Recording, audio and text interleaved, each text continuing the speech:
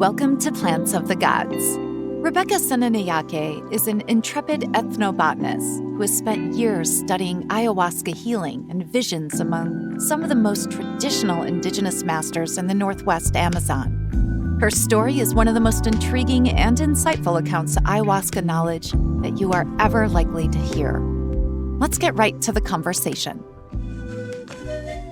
Hello, everyone. This is Mark Plotkin, the host of Plants of the Gods, the president of the Amazon Conservation Team on the web at www.amazonteam.org. And we have a very special guest today, and I'm going to start it out by asking her to introduce herself. Hi, everyone. My name is Rebekah Senanayake, and I'm dialing in from Wellington, New Zealand today. Mark, over to you. Well, Rebekah has the honor of being the furthest afield guest we've ever had on this program. But more importantly, she's really done the field work and has spent an enormous amount of time in the Amazon, particularly the Peruvian Amazon. And she's one of the most intriguing figures in the field of ethnobotany. And I say that because she has sort of a psychological, anthropological approach, is deeply studied in the science and experience of ayahuasca, and that's going to be the focus of our discussion today. So, Rebekah, welcome to the program. Thank you so much, Mark. It is such a pleasure to be here.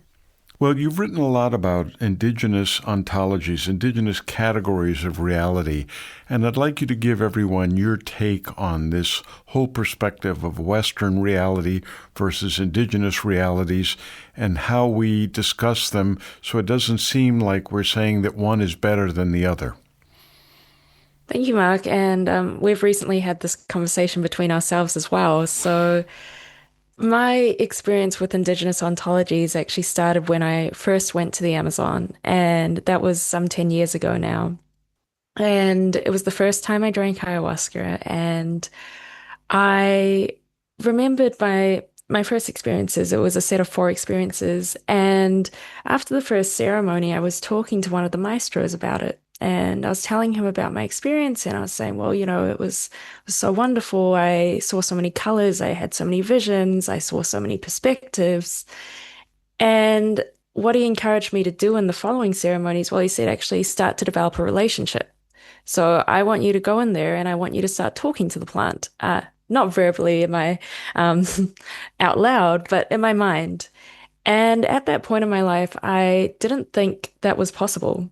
That wasn't something I was exposed to in my upbringing. So I was born and raised in New Zealand and Australia, and my parents are from Sri Lanka. So we've got a multicultural background there. But the idea of developing a relationship with a plant was beyond what I was exposed to. And so I did it, and I started to develop this connection to what I maybe perceived before then as an inanimate object. And as I started connecting more and more, asking questions about my life, my purpose, about the plant, even how the plant works, then I started to see this thing that I just wrote about in my doctoral dissertation as interspecies communication. And since then, I've gone on to academically study the traditional practices of the Peruvian Amazon. And that was actually greatly inspired by your work, Mark, and your book, Tales of a Shaman's Apprentice. That was a very monumental moment in my academic career or pre-academic career when I came across your book. And I thought, wow, okay, so this is someone who's really doing the work in the field, and inspired me to continue my own work. And I came across the different theories, the different ontology theories about the Amazon. And a particular influence to me was Viveiros de Castro and his multinatural perspectivism, which is basically saying that any plant, we'll use that example for now, is able of having personhood and agency. That is, they're not inanimate in any ways. And that reflected back to what that maestro told me some 10 years ago back in the Amazon jungle. This is not a static object. You're developing a relationship with it. And with it comes its likes, its dislikes, its preferences. And through my recent doctoral dissertation, I've been talking about how we as humans can develop these relationships with these plants through, as we would with our own species. So that's one part of Indigenous ontology that I've been working with. I've also been quite inspired by the work of Daniela Peluso as well in the multi-realities that we experience. And I was quite inspired by her work in dream analysis, suggesting that in certain Amazonian communities, the dream reality can hold as much validity as everyday existence. And coming back to the prevalence of ayahuasca and other psychoactive plants throughout the Amazon, they're used so frequently. And they're believed to hold very real insights into one's life and also the greater world around them. So that's when, I suppose, within myself as well, I started seeing all these shifts in how the world could be perceived in so many different ways. And these are maintained through certain practices that Amazonian tribes have been doing for a very, very long time, as we both know. So I know what you're saying, Rebekah, is true. I was once in California with a shaman from Suriname, and we were walking down a path, and he said, "Oh, that plant over there is good for your knees." And I said, "How do you know that? That plant isn't found in Suriname or anywhere in the Amazon." He said, "Well, the plant told me." Mm. So, it's always tempting to reject worldviews you don't understand, whether it's based on religion or ethnobotany or whatever. But as we all know, everybody experiences a different reality. And I do think these magical plants and fungi, or even meditation in some cases, allow us to access some of these other realities. And that's why I find your work so endlessly fascinating. One of the most intriguing things that you've been involved in is the fact that you've been studying with not only indigenous masters, but also some of the peasant healers. So I'd like for you to clarify, if you can, the difference between the indigenous use of ayahuasca and the peasant or campesino or caboclo use of ayahuasca. Really is just a question of each shaman, each curandero or curandera, or each plant brew is what makes the difference rather than the culture. Mm. So, as part of my work in the Amazon, I've encountered 11 different maestros from 5 different traditions. And what I've started to observe across these maestros and across these traditions is what I've come to call the bones of the ceremonies. So, what are the elements that stay consistent across these different brews, these different traditional knowledge frameworks? And for the most of my research, I've been working with the Quechua in Lamas, and so they're the campesino tradition as well. And I've noticed quite a few similarities with perhaps the Boras or even the Caменsa in Colombia, in that they use the same ritual tools and their brews are quite similar, apart from Colombia, where they use they call it yahe because they use a different they use a different plant to complement the ayahuasca vine. But Mark, maybe I could ask you to clarify a bit more about that question a bit further for me. Well, when I got involved in all this many years ago, it was really the indigenous peoples who were the ayahuasca masters. And it wasn't until our mutual friend Luis Eduardo Luna began studying these campesino folks in Peru that people began to realize there's a whole parallel tradition occurring there. So it's not to say that, oh, well, the indigenous tradition is always better. It's certainly older, obviously. But in a time where people are jumping on the ayahuasca bandwagon and you're getting a lot of indigenous youth who aren't really trained in the old ways, you have a lot of non-indigenous youth who may be interested for healing, may be interested for money or whatever reason. I'm just wondering, because you have this unique experience of having drunk so deeply with both the indigenous peoples and the non-indigenous peoples, if you can compare and contrast. I mean, if it's too complicated because it boils down to who you're drinking with and what the particular recipe is, that's a valid way to look at it. But I'm curious as to your perspective whether, the indigenous tradition seems to be deeper or more sacred or not. Thank you. Thank you for that, Mark. So what I've maybe realized, and I definitely agree with you, it depends on the person specifically, but perhaps what I've realized with my experiences with the Quechua, and this is why I'm calling it the bones of the ceremony is those ceremonies are very simple. And that's not to say they're any more potent. They're incredibly simple and they are dialed down. There's no fancy maloca, for instance. There are no fancy cups to put the ayahuasca in. Hmm. There's no fancy bedding. It's very bare. And all of the technologies they use, so the ikaro, the use of fragrances, the use of tobacco, all of these ritual technologies are incredibly profound, almost and this is my personal opinion, having drunk across traditions, because they're so dialed back, there's no room for distraction. And as we know, plants are incredibly sensitive entities. And when I've talked to some of my indigenous colleagues over there and Quechua collaborators about why they do their ceremonies and the way they do them, they'll say things like, oh, the plants don't like to be scared. The plants like it when we speak softly to them. So there's very rarely any musical instruments, for instance. There's no loud noises. And I found these ceremonies to be incredibly profound, even their process of dieta, which is an extended period of time where someone will take a plant, a master plant, and they'll stick to certain food restrictions. So they will likely have little or no salt. They will engage in certain behavior restrictions. And this is said to help them develop a relationship with this plant. They have very, very strict dieta procedures that, in my experience in certain other groups, are perhaps not so strict. And it comes back, in my interpretation of this simplicity but very profound way of interacting with the plants where everything has a purpose and a reason for doing it, but it might not be exaggerated or elaborated on because it's not necessarily for a performative gaze or a tourist gaze even. Interesting.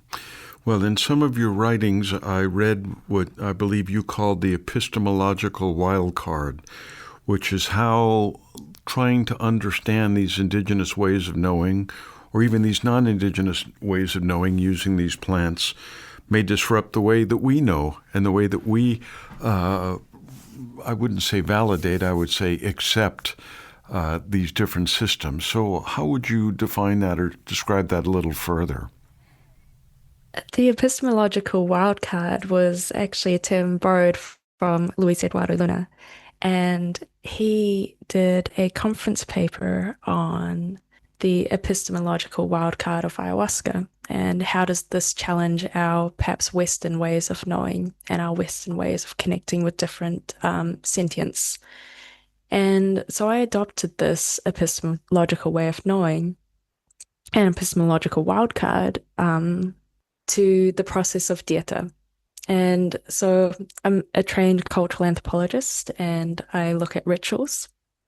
And when I came across dieta, people kept saying, well, okay, it's the plants that are showing us, it's the plants that are showing us. But if you really want to learn, you have to diet the plant.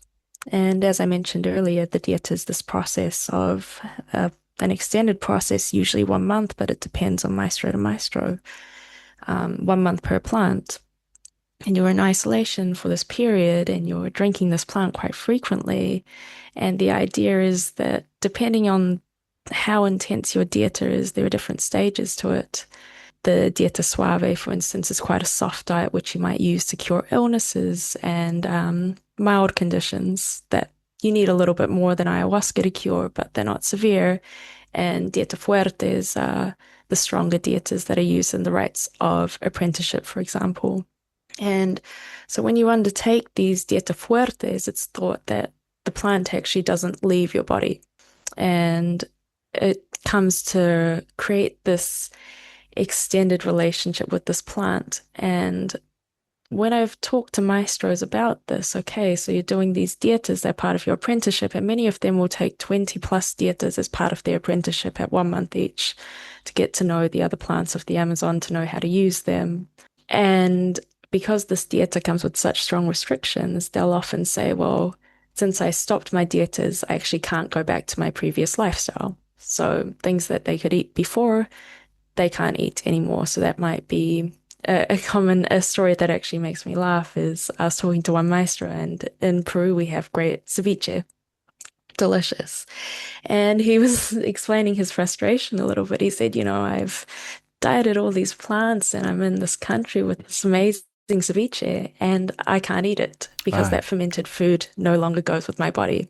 And he's in his 60s now and he would have done his dietas in his 20s.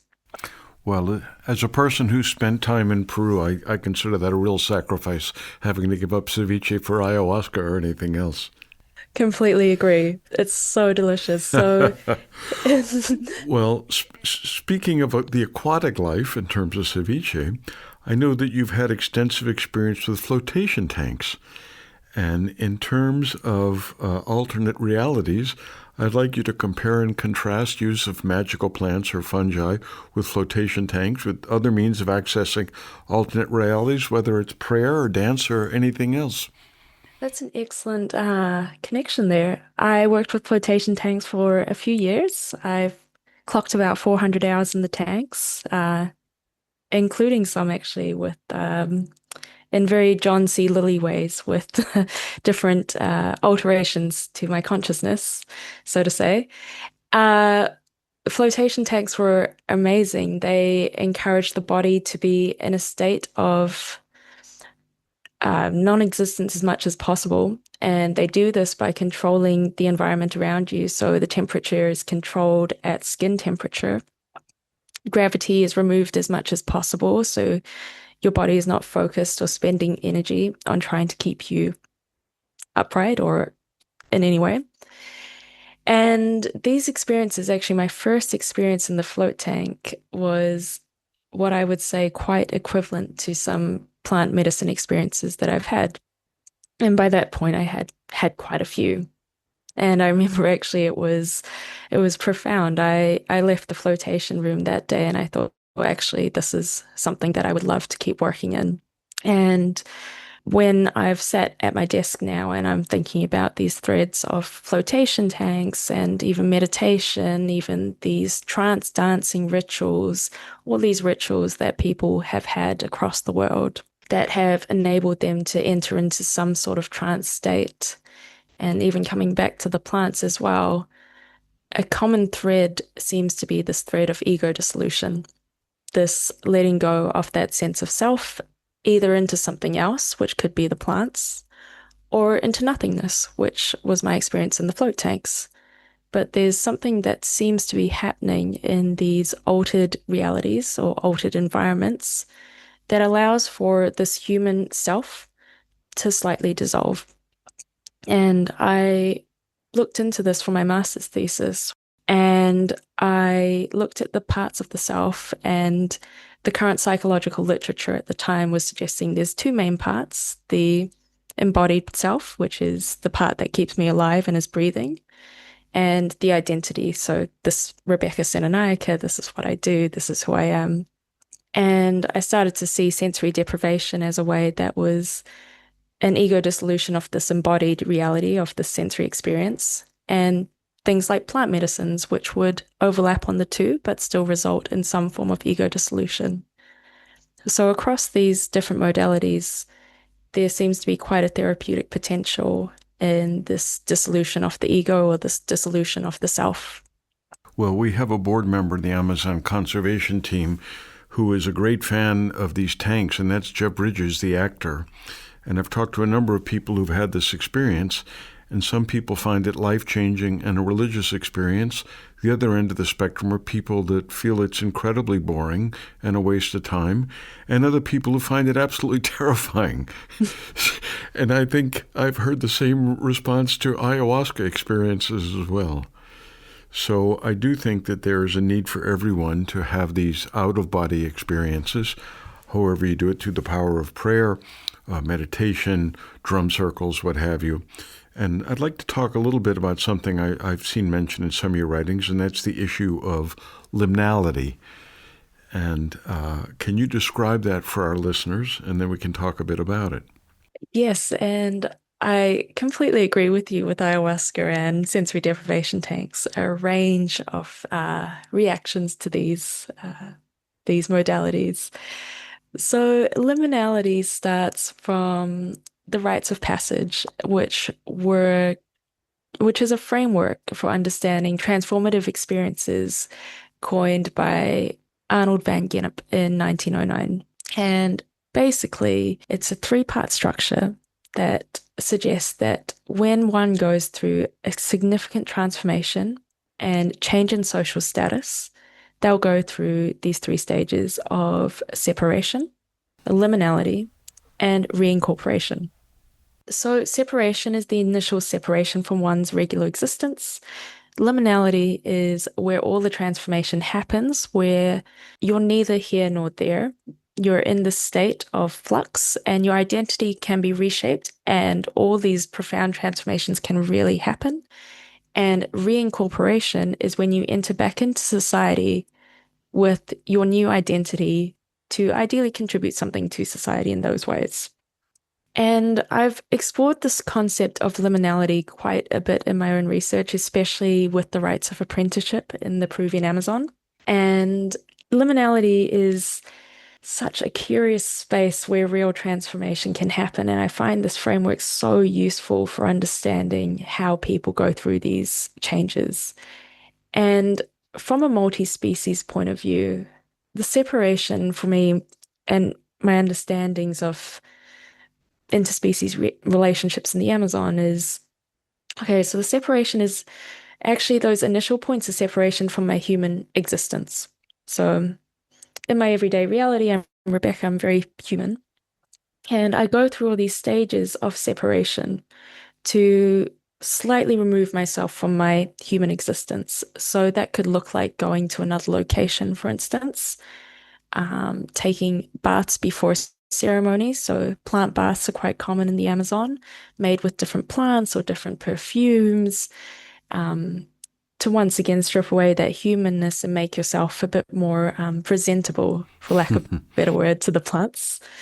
And the use of tobacco and all of these things that make the human slightly more attractive to the plants.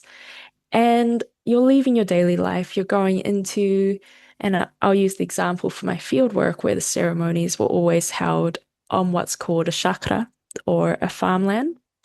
And this might be an hour away from the township. So you're walking, you're taking this long journey, and the journey's not easy, as I'm sure you know, Mark. Lots of ups and downs and crossing streams, and it's not an easy journey in any way.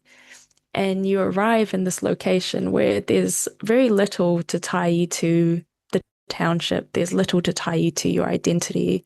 It's a place where transformation can really occur.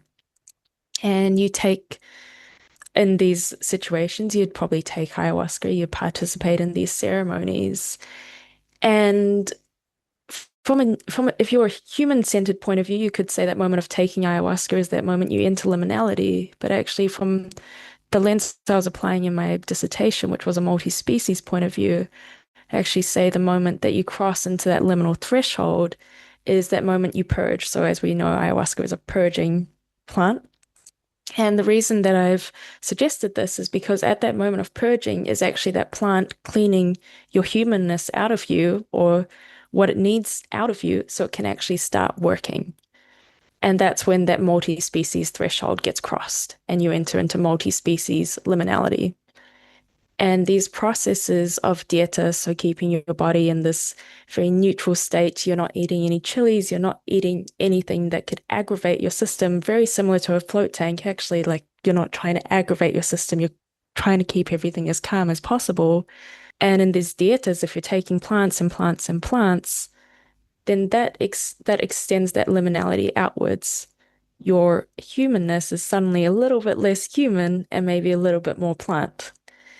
And depending on the dietas that you take, that could really extend it to almost a very near permanent or permanent state, as we see with the maestros, who 40 years on can't eat their ceviche. So that's a little bit of dieta in the Amazonian point of view from my research. Well, I know what you're saying is true in that a shaman in the Sibundoy Valley, which is the cradle of ayahuasca culture, told me the reason that we Westerners get so sick all the time is because we never purge. we never get these toxins or bad spirits or whatever out of our system, and they do, and that's why they purge. I saw the same thing in the Xingu in the southeastern Brazilian Amazon, where they gave me something to drink, and usually it's something really tasty and different. It just made me barf my guts out, and he said, now you're clean. So this is something that, again, is not part of the Western tradition, the way we live our lives, but maybe this is an aspect of shamanic medicine we're missing. Now, I don't want to give up on liminality yet, because I think it's so intriguing, and we really don't have any other guests who have your depth of anthropological knowledge on plants of the gods so far. Now, Victor Turner, the famous anthropologist, said that rituals aren't just cultural decoration, they're central to how societies think and act, and that liminality is very much a part of ritual because, like you said, it's the in-between phase where I think creativity, transformation, as you said, and even healing take place. So can you elaborate a little bit more on liminality in these float tanks or ayahuasca? I want to return back to the example of the very simple ceremonies, because in these simple ceremonies, we start to see what Turner also calls anti-structure, which is a part of the liminal experience. And anti-structure is simply put away from the structures of normal societies.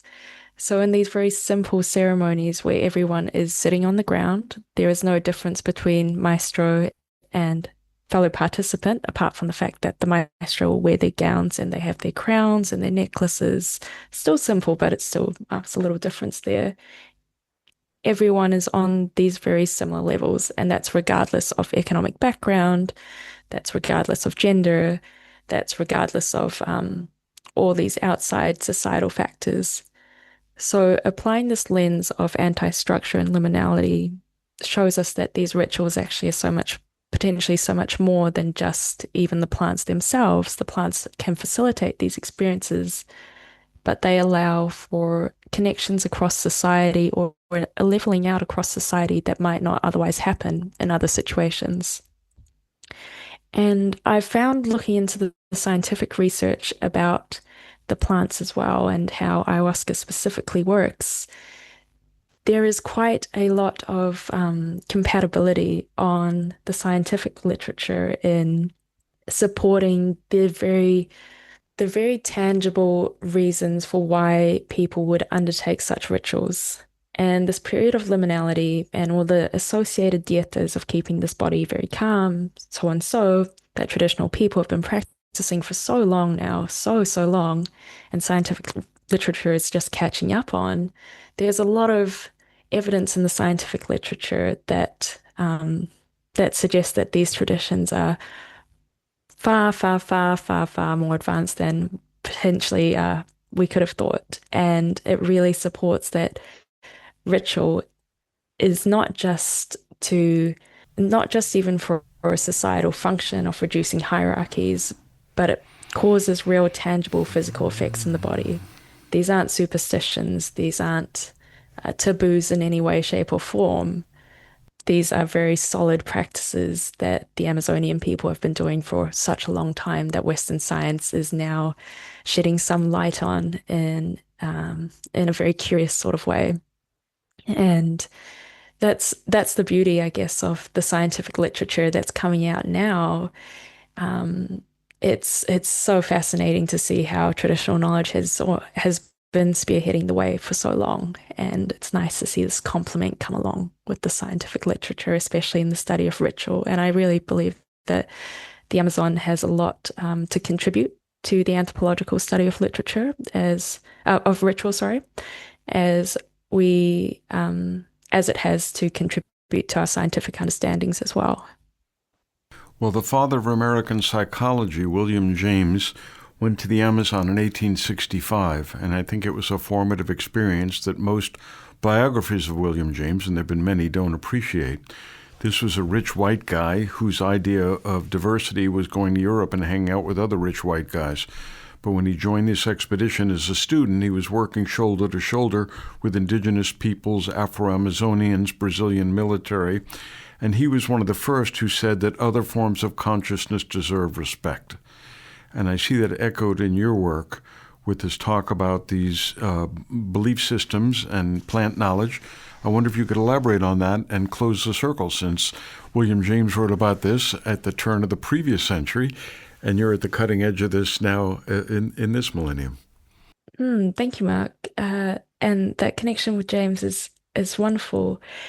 As what I see now happening in what we're calling the new psychedelic renaissance is a focus or almost a hyper-sterilization of this experience that is not looking at these the worldviews that hold and encompass these consciousness. And I have a funny anecdote about this actually, and this was back in 2019. I was in the field, and I asked the maestro. I said, "Well, how does ayahuasca know? Ayahuasca is giving us so many wonderful insights. Now, how does ayahuasca know?" And he laughed at me and he said, "Well, there's the bottle of ayahuasca. I'll be going away for 3 days, and I want you to ask the plant."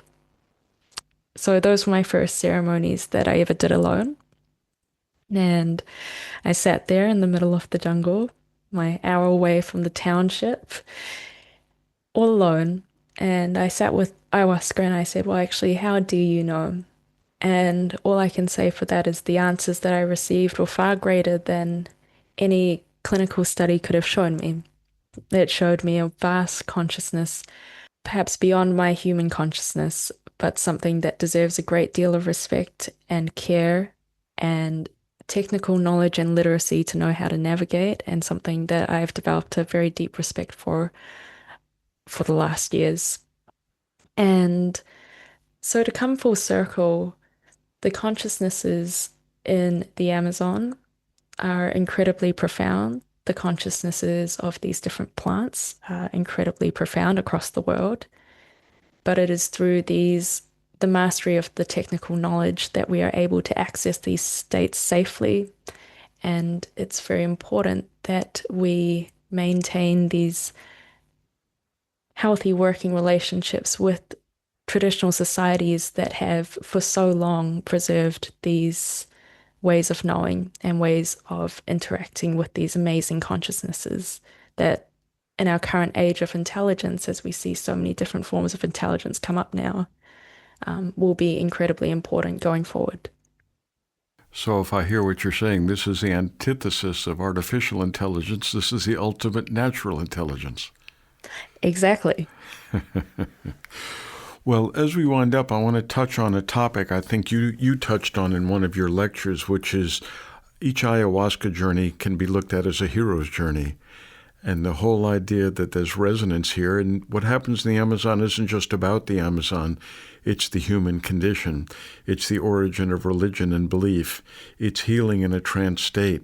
So can you share a few thoughts about the idea of an ayahuasca trip as a hero's journey? Yeah, the hero's journey was very similar to the rite of passage.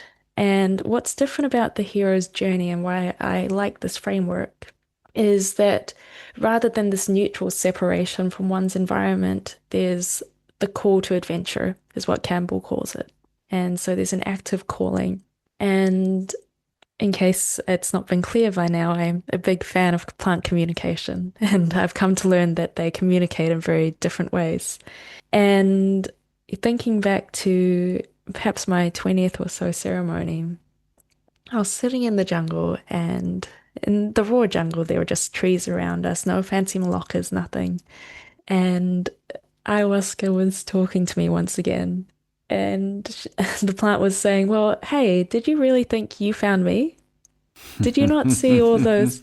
And it was a very humbling experience. And ayahuasca said, "Well, okay, so you were sitting at, like, all of these things happened in your life to lead you to this point where you made that decision to come see me." And at that moment, I knew that really I was following the plants at that point. So the hero's journey to me, that call to adventure, or that calling from different things in one's life, is incredibly profound. And I found that as well in my master's research when I had the privilege of interviewing people on profound transformative experiences. And I started to ask them, well, actually, what was going on in your life before this experience started? And there was always something that was drawing them towards this. There was a precursor to that transformative experience. And that's why I find Campbell's framework of the hero's journey so interesting. Well, in one of Michael Pollan's early books, he made the point that the plants are manipulating us, managing us as much as we're managing and manipulating them. It was a pretty compelling case. So we've spent much of this interview talking about the wonder and the mystery and the appeal and the healing magic of ayahuasca, but we haven't talked about the downside. So I always am quick to point out that this isn't a trip to Disneyland. This isn't opening a cold beer on a hot day, that ayahuasca is not for everybody, and I think that many of these hallucinogens have been oversold during the psychedelic renaissance as panaceas, and you can only get better because they're natural products. Can you talk about who maybe should be cautious or should avoid ayahuasca or these other mind-altering plants and fungi? Because I don't want to leave people with the impression that everybody needs to go to the Amazon and get cured because there's no possible pitfalls involved. Thank you, Mark. I really appreciate that addition to these conversations. There's, especially with the rise of tourism in the Amazon, there's a lot of dangers out there. And in terms of people who should be careful about drinking ayahuasca, perhaps it's always good to consult with an expert and be very open about your situation, any medications that you're on, and basically as much information as possible. It's important to give to whoever you're engaging in these experiences with. But also with tourism comes, firstly, it's very financially lucrative, which means that there can be a lot of things popping up and a lot of centers popping up, even practitioners who might not be perhaps as well trained as someone who has spent a very long time doing their dietas and has that very solid backbone that is very necessary for navigating these states. I also want to emphasize that safety for women is very important in the Amazon. And there have been quite a few cases of very famous centers who have taken advantage of women, and it's been really, really bad. And as a woman working in the field, I unfortunately, as part of my doctoral research and my other research there, I come across horrible stories. I really do. And I don't know if that's because I'm a woman and people feel comfortable talking to me, but stories of extortion, women telling me their stories as well. And it's very sad. So I'm not trying to discourage people in any way, but just to do your due diligence and make sure that the places that you're looking to attend or the people you're looking to drink with have a solid reputation. In my personal experience, I often rely on the perspectives of locals, actually, and as much as I can. And I understand that might not be accessible for everyone, but it's important to be well aware of the risks while engaging in these practices, as wonderful as they are and as much healing potential as they can have. We are seeing an incredible rise of bad cases in this, particularly in this tourist space. Yeah, mixing money with the sacred, it's the sacred and the profane.